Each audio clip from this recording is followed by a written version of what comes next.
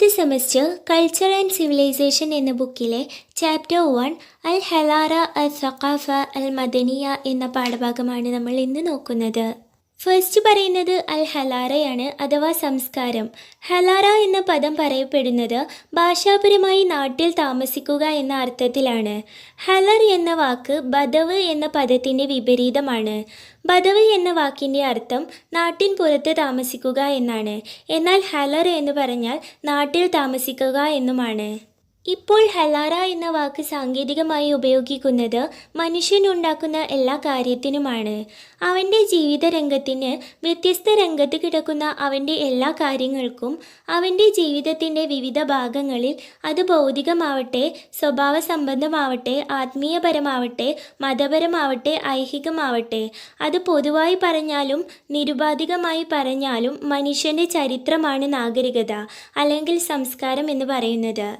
അവന് നേടിയെടുക്കാൻ കഴിയുന്ന എല്ലാ ചരിത്രവും വിവിധ കാലങ്ങളിലായാലും വിവിധ സന്ദർഭങ്ങളിലായാലും, അതായത് പ്രവചനത്തിന് അപ്പുറവും ഇപ്പുറവുമായിട്ടുള്ള മനുഷ്യനുമായി ബന്ധപ്പെട്ട എല്ലാ കാര്യങ്ങളും വിവിധ സമയങ്ങളിലായാലും കാലങ്ങളിലുമായി മനുഷ്യൻ നേടിയെടുത്ത മനുഷ്യൻ്റെ ചരിത്രത്തിനെ പൊതുവായിട്ടാണ് ഹലാറ എന്ന് പറയുന്നത്. ഹലാറ എന്ന പദം കേൾക്കുമ്പോഴേക്കും ഇവയുടെ ആശയങ്ങൾ മനസ്സിലേക്ക് ഓടിവരും.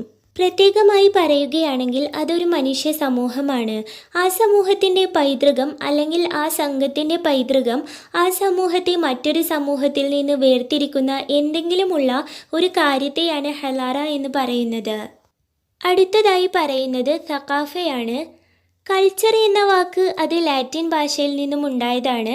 അതിന് ഒരുപാട് അർത്ഥങ്ങളും ആശയങ്ങളും ഉണ്ട്. വിവിധ കാലങ്ങളിലായി ലഭിച്ചതാണ് ഇവയെല്ലാം.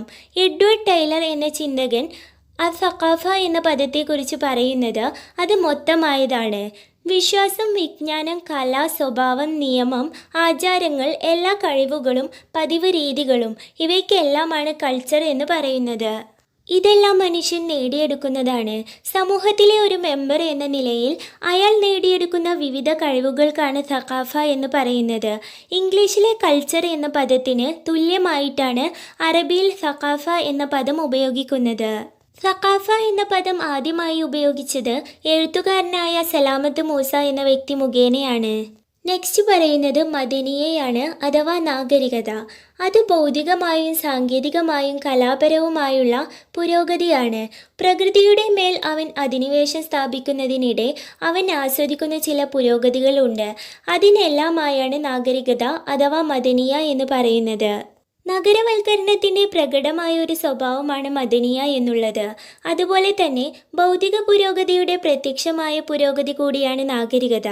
ഹലാറയിൽ നിന്ന് അഥവാ സംസ്കാരത്തിൽ നിന്നും ഉത്ഭൂതകമാകുന്ന ചില സാംസ്കാരിക ഭൗതിക രൂപങ്ങളായിരിക്കും നാഗരികത എന്നുള്ളത്. ആധുനിക കാലഘട്ടത്തിൽ ഹലാറ എന്ന് പറയുന്നതും സഖാഫ എന്ന് പറയുന്നതും പര്യായ പദങ്ങളായിട്ടാണ് ഉപയോഗിച്ചിരുന്നത്. ആശയത്തിലും ഉദ്ദേശത്തിലും ഒന്നായിട്ടുള്ള വാക്കുകളാണിവ. ആധുനിക കാലഘട്ടത്തിലെ സംസ്കാരം ഒറ്റ സംസ്കാരമായിരുന്നു. ലോകം മുഴുവൻ ഒരു ഗ്രാമമായി മാറിയിട്ടുണ്ട് എന്നാണ് ഇതുകൊണ്ട് ഉദ്ദേശിക്കുന്നത്. അഥവാ എല്ലാവർക്കും ഒരേ സംസ്കാരമാണ്. അതിന് അതിൻ്റേതായ കോട്ടങ്ങളും ഗുണങ്ങളുമുണ്ട്. ഇത്രയും പറഞ്ഞുകൊണ്ടാണ് ഈ പാഠഭാഗം അവസാനിക്കുന്നത്. എല്ലാവർക്കും മനസ്സിലായി എന്ന് വിചാരിക്കുന്നു. എന്തെങ്കിലും ഡൗട്ടുകൾ ഉണ്ടെങ്കിൽ കമൻറ്റ് ബോക്സിൽ കമൻറ്റ് ചെയ്യാം. എൻ്റെ ഈ ചാനൽ നിങ്ങൾക്ക് യൂസ്ഫുള്ളായി തോന്നിയെങ്കിൽ ചാനൽ സബ്സ്ക്രൈബ് ചെയ്യുക. വീഡിയോ ഇഷ്ടമായെങ്കിൽ ലൈക്ക് ചെയ്യുക, മറ്റുള്ളവർക്ക് കൂടെ ഷെയർ ചെയ്യുക. നെക്സ്റ്റ് വീഡിയോയിൽ മറ്റൊരു ചാപ്റ്ററുമായി നമുക്ക് വീണ്ടും കാണാം. ബൈ.